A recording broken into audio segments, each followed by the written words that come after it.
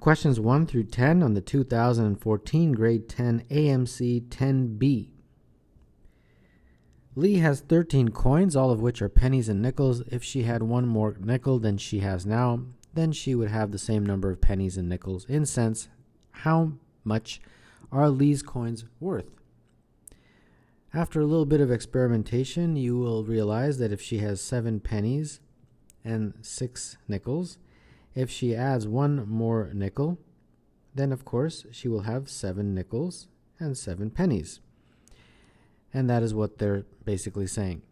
So initially she only had 7 and 6, which were her 13 coins. And they're just saying, what is the value of those 13 coins? Well, 7 times 1 plus 6 times 5, since a penny is 1 cent and a nickel is 5 cents. So that's 7 plus 30, and that is 37. So number 1, the answer is C. What is 2 to the power of 3 plus 2 to the power of 3 over 2 to the power of negative 3 plus 2 to the power of negative 3? So we have 8 plus 8 on the numerator, and then 1 over 8 plus 1 over 8 in the denominator. So this is 16, and then the denominator becomes 2 over 8. Invert and multiply, you get 16 over 1 times 8 over 2. And this is 16 times 4, which is 64. So number 2, the answer is E. Randy drove the first third of his trip on a gravel road and the next 20 miles on pavement, and the remaining 1/5 on a dirt road. In miles, how many miles, I guess, was Randy's trip? Okay, so they're breaking it up into 3 segments. You have 1/3, and then you have 20 miles, and then you have 1/5. So obviously, this part is going to be 1 minus 1/3 minus 1/5 in terms of its fractional component of the trip, and that's 7 over 15. So 7 over 15 of the total distance, which I'll call D, is 20 miles. So solving for D, you get 20 times 15 over 7, which is 300 over 7. And that is choice E for number 3. Susie pays for 4 muffins and 3 bananas. Calvin spends twice as much paying for 2 muffins and 16 bananas. A muffin is how many times as expensive as a banana? So 4M, M for muffins, 3 beef, B for bananas, is equal to 2M plus 16B. But this is Susie and this is Calvin, and this is basically, you have to multiply that by 2 to equal this, since what Calvin spends is twice as expensive. So if you multiply this out, you get 8M plus 6B is equal to 2M plus 16B. And therefore we have 6M is equal to 10B, and therefore M is going to be 10 over 6B, which is 5 over 3. So a muffin is 5 over 3 times the price of a banana. So number 4, the answer is B. Doug constructs a square window using 8 equal-sized panes of glass as shown. The ratio of the height to width for each pane is 5 to 2, and the borders around and between the panes are 2 inches wide. In inches, what is the side length of the square window? Well, it's a square, so this is equal to that. And they told me that this is 2x, and this is 5x, and this is 2, and so on. So this is 2, and that's 2. So since this is 2x, like that, all the way across would be 1, 2, 3, 4, 5. 5 times 2 plus 4 times 2x. We do the same kind of thing up and down. So this is 2, this is 5x, this is 2, this is 5x, and this is 2. So that is going to be 3 times 2 and 2 times 5x. And those are equal because the sides of a square are equal. So all we have to do is just solve this. So this becomes 10 plus 8x is equal to 6 plus 10x. And then that means 4 is equal to 2x, and therefore x is equal to 2. So the side length, I guess now that we have x equal to 2, we can figure out by substituting either one of those or either one of these. Both of those represent sides. So 10 plus 8x when x is 2 is 10 plus 16, which is 26. So number 5, the answer is A. Orvin went to the store with just enough money to buy 30 balloons. When he arrived, he discovered that the store had a special sale on balloons. Buy one balloon at regular price and get a second at 1/3 off the regular price. What is the greatest number of balloons Orvin could buy? All right, well, initially, he has, let's say the price of a balloon is X. He has 30 times X in terms of the amount of money he has. But then now the prices are a little bit different. One balloon is now the regular price, X, but the second balloon is 1/3 off, so it's 2/3 X. So the average price now of a balloon, if you buy them in pairs like that, which he most likely will, is going to be 5/3x over 2. And that is, of course, 5/6x. So that is now the price of one balloon on average, because you're going to buy it at regular price and then a second one at discount price. So now what we have to do is take this 30x and divide by not x, but 5/6x, because the price is reduced now. And that is basically going to give me how many balloons he can now buy. The x's cancel and then invert and multiply the 6 and the 5. And that looks like 30 divided by 5 is 6, so 6 times 6, 36. So that's how many balloons he can now buy because of this discount. And therefore, number 6, the answer is C. Suppose A is greater than B is greater than 0. A is x% greater than B. What is x? Let's use some numbers here to make it less abstract. A is greater than B is greater than 0. So let this be 110. Let B be 100. And obviously, in this case, A is 10% greater.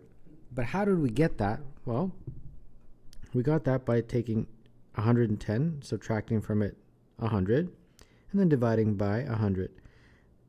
That would give you the value of x, but then you also have to multiply by 100 to get a percent. So that would give me 10%. So now, using my letters, I've got to come up with one of the answer choices. No problem. It's A minus B over B times 100. And that gives me x%. So A minus B over B times 100 is choice A for number 7. A truck travels B over 6 feet every t seconds. There are 3 feet in a yard. How many yards does the truck travel in 3 minutes? We're going to use the formula speed is equal to distance over time for this. The speed is the distance, which they're saying is B over 6 feet, over time, which they're saying is t seconds. Okay? Now, we don't want feet and seconds. We want yards and minutes. All right, so let's do that. To get it into yards, we have to multiply by 3. We have to divide by 3, sorry. Since there are 3 feet in a yard. So divide by 3, and that's going to give you the number of yards. Now, the time is in seconds, but we want it in minutes. No problem. Divide by 60. And that will give you how many minutes. So this is my speed now in yards per minute. And I simplified this a little bit. B over 18, invert and multiply the bottom, and you get 60 over t. And that looks like 10 over 3 b over t. And that's the speed. Okay, so now they want you to figure out what is the number of yards in 3 minutes. Well, this is yards per minute. So we take this, and if we want 3 minutes, yards per minute, you multiply by 3 minutes. And that would basically cancel out the minutes, and you'd get essentially, let's see here, the 3's cancel. This one cancels with that. So you're just left with 10b over t yards. And 10b over t for number 8 is choice E. For real numbers w and z, 1 over w plus 1 over z over 1 over w minus 1 over z is 2014. What is w plus z over w minus z? So a little bit of algebra here. 1 over w plus 1 over z, 1 over w minus 1 over z. Multiply common denominator, top and bottom z, top and bottom w, same thing here. And when you do that, you get z plus w over zw over z minus w over zw. So invert and multiply z plus w over zw times zw over z minus w. So we have z plus w over z minus w because these guys cancel. All right, well, what they want is slightly different. If I multiply, or first and foremost, you have to understand that that is equal to 2014. Okay, this is not identical to this, but if I multiply both sides by -1, in particular, multiplying the denominator by -1, it becomes w minus c. And this is indeed identical to that. And the value is -2014. So number 9, the answer is A. In the addition shown, A, B, C, and D are distinct digits. How many different values are possible for D? All right. Well, let's make a table here. We have B, we have A, and we have D. If B plus A is equal to D, then the number of possibilities, well, they're distinct. So D can be at the smallest it can be is 3, because the smallest A and B can be are 1 and 2 because they're distinct. You can't have 1 and 1. And similarly, D could be 4, 5, 6, 7, 8, 9. It's a digit, so it can't be greater than 9. And for each of these, you'll be able to get some sort of combination, 1 and 8 or whatever, right? So these are totally valid. And there's 7 of those. Now you say, well, can I get any more? All right, let's see. What if you had a carry? Meaning, when you did this, you had to carry a 1 here, like that. So for example, let's say you had 2 and 9 for B and A. And of course, if you add that, that's 11. So you'd put a 1 here and a 1 up there. Okay, that means now in this column, it would be 1 plus C plus D is equal to D. Now, that would only be possible like this if C is equal to -1, but obviously you can't have -1 as a digit. But what about if there's a carry? If there's a carry again, like that, what that basically means is that this is 10 plus D, like that. Okay, the D's cancel, and that means that C is equal to 9. And if C is equal to 9, then we do get basically a carry type situation, and that means this would be 1. But then this now would give us a problem, wouldn't it? Because again, you have 1 plus B plus A is equal to D. But we had originally made it so that just in this one, that just B plus A was equal to D. Or since there was a carry, it was 10 plus D. And similarly, if there's a carry here, it would be 10 plus D. But this contradicts that. So that basically means that the carry situation won't give us anything. It won't work, essentially, is what I'm saying. So the only values that work are the ones where there's no carry right here. And there's 7 of those guys. So number 10, the answer is C.